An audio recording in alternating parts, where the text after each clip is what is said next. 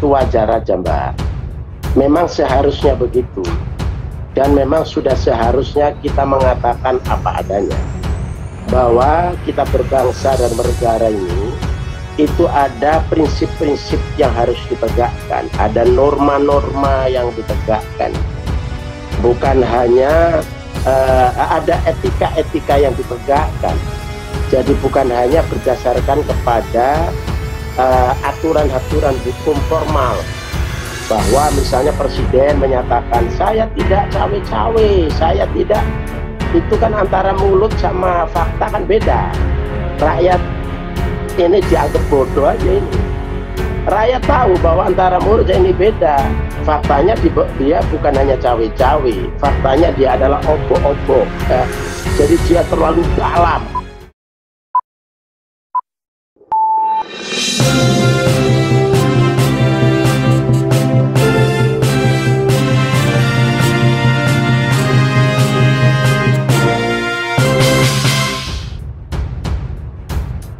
Gus Coy, tadi kan kita sudah mendengarkan statement dari Anies sudah keras ya, bahwa mengatakan negara tidak boleh mengintervensi Pilpres 2024. Nah, dari Nasdem sendiri bagaimana melihat statement Anies tadi? Saya kira itu bukan statement yang keras, itu wajar aja, Mbak. Memang seharusnya begitu. Dan memang sudah seharusnya kita mengatakan apa adanya. Bahwa kita berbangsa dan bernegara ini, itu ada prinsip-prinsip yang harus ditegakkan, ada norma-norma yang ditegakkan. Bukan hanya ada etika-etika yang ditegakkan. Jadi bukan hanya berdasarkan kepada aturan-aturan hukum formal, bahwa misalnya presiden menyatakan saya tidak cawe-cawe, saya tidak, itu kan antara mulut sama fakta kan beda. Rakyat ini dianggap bodoh aja ini. Rakyat tahu bahwa antara mulut ini beda. Faktanya dia bukan hanya cawe-cawe, faktanya dia adalah obok-obok. Jadi dia terlalu dalam. Nah, oleh karena itu siapapun pemimpin negara dalam level apapun harus melihat bahwa suksesnya demokrasi di Indonesia, suatu sistem yang sudah kita pilih ini, salah satu standarnya adalah para instrumen negara, lembaga-lembaga negara, pemimpin-pemimpin negara di seluruh level itu harus netral, itu harus tegak lurus di atas selain norma hukum formal, juga di atas etika, di atas kepantasan, ya, kepantasan, kebaikan, dan ini semuanya adalah untuk kepentingan negara bangsa kita.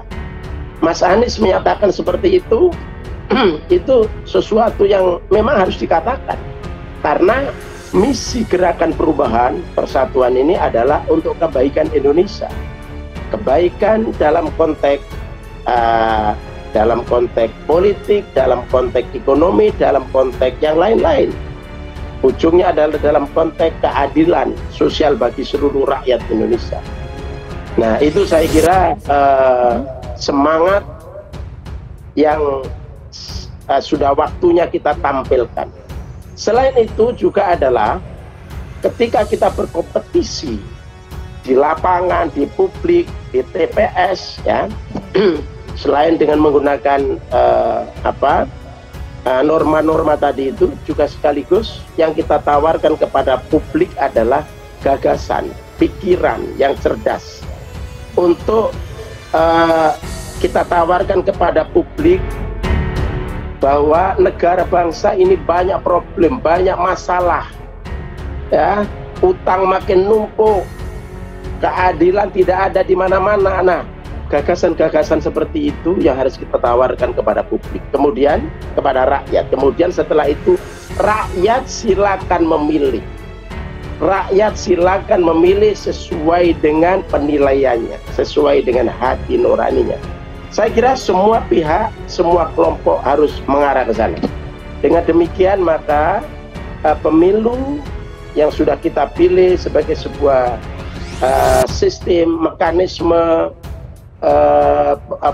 pergantian kepemimpinan nasional ini berjalan sebagaimana semangat reformasi, sebagaimana semangat para pendiri bangsa kita ini, supaya Indonesia lebih baik. Saya kira Baik, demikian. perubahan untuk lebih baik dan juga menjaga demokrasi di Indonesia ya, Gus Coy. Oke, saya akan ke Bung Hanta. Bung Hanta, kalau dari statementnya Anies tadi, apakah kira-kira pihak yang tersentil ini akan mengubah strateginya ketika Pilpres 2024 mendatang? Ya, saya kira selain tadi disampaikan oleh Gus Coy, semua kandidat, semua kutub atau poros politik punya strategi masing-masing ya. Karena ujung dari pertarungan ini kan membangun persepsi publik. Siapapun yang bisa memenangkan persepsi publik, maka dia yang akan menjadi pemenang dalam pertarungan politik elektoral. Jadi saya kira memang semuanya harus berhati-hati sesuai di koridor demokrasi supaya simpati publik bisa didapatkan secara positif. Kalau simpati publik secara positif, maka akan memberikan dampak elektoral yang positif bagi para capres, bagi para partai, tokoh politik, aktor politik, dan semuanya. Nah, termasuk yang sedang dilakukan oleh para capres, Mas Anies Baswedan, Mas Ganjar Pranowo, dan Pak Prabowo Subianto, dalam konteks ini Mas Anies, saya kira juga dalam rangka untuk membangun dua hal ya. Satu sisi membangun komunikasi politik di level elit, yang kedua adalah membangun atau strategi sosialisasi politik ke publik. Ini pentingnya sama. Kalau yang pertama itu komunikasi politik lebih pada untuk mengokohkan koalisi kandidasi supaya simpati positif tadi didapatkan oleh partai-partai politik, karena itu maka si capres harus melakukan komunikasi yang positif dan intensif dengan para elit politik. Supaya apa? Supaya mendapatkan koalisi kandidasi yang secara 20% itu semakin stabil dan kokoh. Yang kedua, di saat yang sama harus bisa melakukan komunikasi ke publik supaya mendapatkan tingkat selain popularitasnya naik, yang kedua akseptabilitas, tingkat kesukaannya, likability-nya naik, dan elektabilitasnya juga naik. Dua hal ini sama pentingnya bagi seorang capres yang akan bertarung.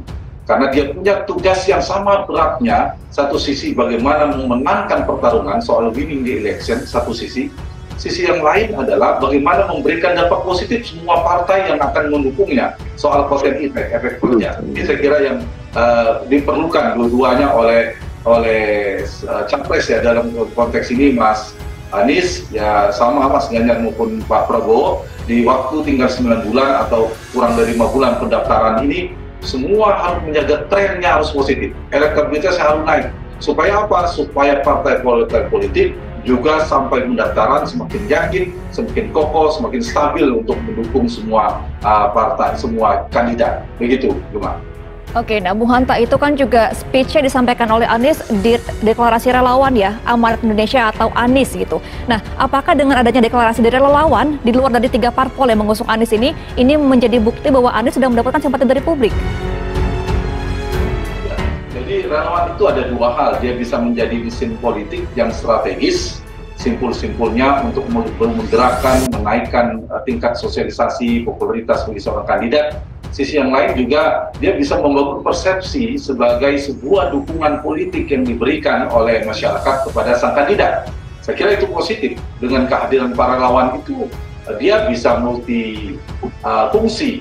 Satu sisi menjadi mesin yang strategis, kedua dia mengirimkan pesan persepsi gelombang dukungan publik dalam hal ini relawan kepada seorang capres, dan yang ketiga ini juga bisa semakin menyolidkan, memperkokoh, meyakinkan secara psikologis kepada partai-partai pendukung, 3 partai yang hadir. Jadi kolaborasi antara kekuatan mesin partai dan non-partai itu berkolaborasi, itu akan menguntungkan bagi seorang kandidat. Dan kalau ini sering dilakukan ya, Gus Coy, makin positif bagi seorang capres.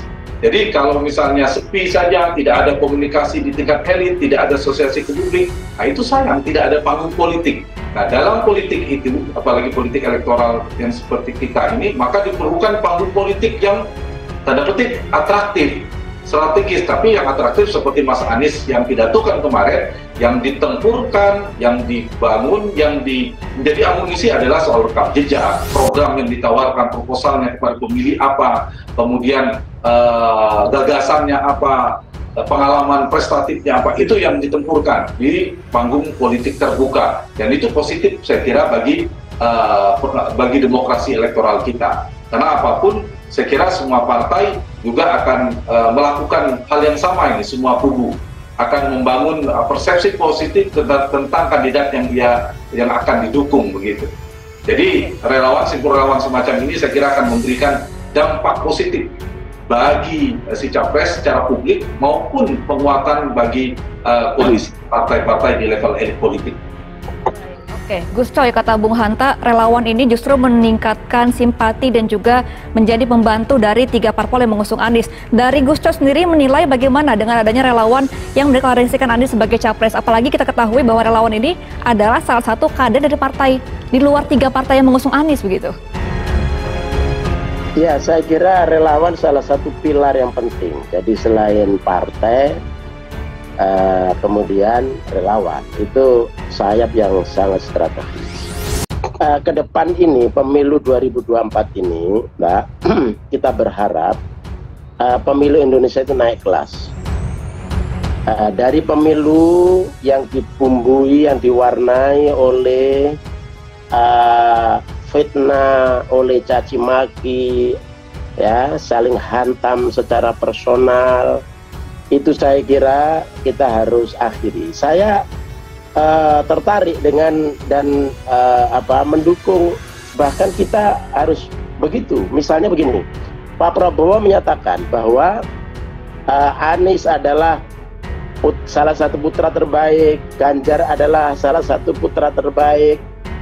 Insya Allah dirinya juga begitu, Pak Prabowo. Kemudian masing-masing kandidat ini berpesan kepada para relawannya, jangan mencaci maki, jangan merusak hubungan hanya karena gara-gara kontestasi, hanya gara-gara pemilu kemudian persahabatan kita putus, gara-gara ini kemudian kita konflik, gara-gara seperti ini kita kemudian menjadi rusak semua. Nah, pesan-pesan mereka itu saya kira luar biasa, dan ini harus kita jadikan prinsip, kita jadikan pegangan bahwa itu nilai yang baik dalam konteks kita berkontestasi. Kita tidak hanya berpikir bagaimana menang dengan menghalalkan segala cara, tidak hanya berpikir bagaimana kita dapat kekuasaan, tapi merusak yang lain. Kita selain berusaha untuk menang, bikin strategi yang baik, bisa bikin strategi yang efektif, tapi juga kita ini punya tugas untuk menegakkan nilai-nilai. Nah, oleh karena itu, pemilu 2024 kita harapkan menjadi pemilu yang naik kelas. Naik kelas itu di mana standarnya? Selain seluruh instrumen negara itu berjalan berada pada tupoksinya, kemudian pemimpin negara menjadi negarawan, juga sekaligus para calonnya, para kandidat capres dan cawapresnya itu menyampaikan gagasan-gagasannya yang terbaik. Kemudian relawan-relawannya, pendukung-pendukungnya tidak saling mencaci maki. Pendukungnya tetap bersahabat, pendukungnya gembira ria, pendukungnya di mana-mana saling menyapa, pendukungnya di mana-mana saling berempati, saling bersimpati. Saya kira ini harus kita lakukan, dan masing-masing kubu saya kira harus menegakkan, mempromosikan, menyampaikan energi seperti ini. Nah, dengan demikian maka pemilu kita 2024 naik peringkat, naik derajat, ya, naik makom, gitu ya. Jadi ada ada kenaikan demokrasi kita. Saya kira itu, Mbak.